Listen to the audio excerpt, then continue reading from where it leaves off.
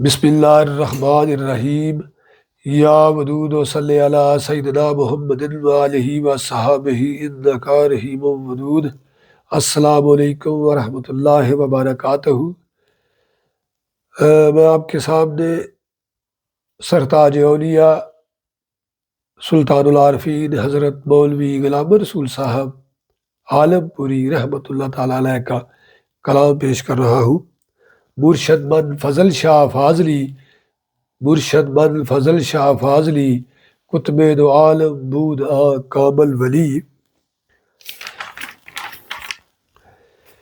जिस वल पीर दरे रुख तेरा, जिस वल पीर दरे रुख तेरा, अपनी सिफ्त दिखावे। जिस वल पीर दरे रुख तेरा, अपनी सिफ्त दिखावे। जा तू हाम जमाल फरोजा, तेनू नजर ना आवे।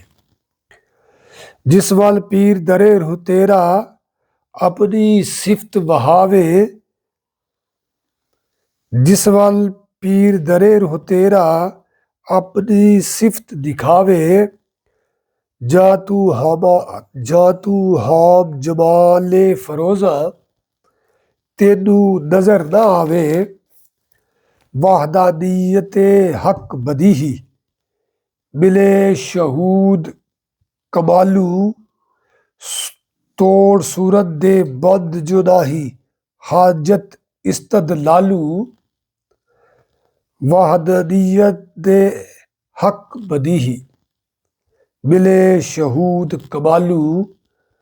तोड़ सूरत दे बंद जो नाही, हाजत इस्तदलालू। जिना मजाक सलीम पछानन, खुद शरीनी कंदू। सफरिया हर तलही जापे, होड़ खलास न बंदू। जिना मजाक सलीम पछानन, खुद शरीनी कंदू। सफराइया हर तलही जापे, होड़ हलास न बंधू। हर खूबी दा साहब ओहा, हर खूबी दा साहब ओहा। जिसदा आलम सारा, गैर क्या तुद खूबी डिठी। कसद जिदे दिल बारा। हर खूबी दा साहब ओहा, जिसदा आलम सारा। गैर क्या तुद खूबी डिठी। कसद जिस दे दिल बारा। शीशा साफ स्याही मलियू, राज न चमके काई। छोड़ नकाश हजारा नक्शू, एक सूरत गल लाई।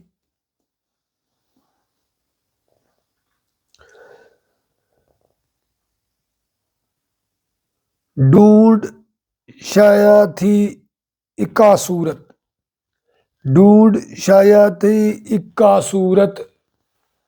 ढूंढ शाया थी इक्का सूरत। जा लबी दो चारू, आहर छोड़ चली हथ मलदा। नक्श लिखे दीवारू।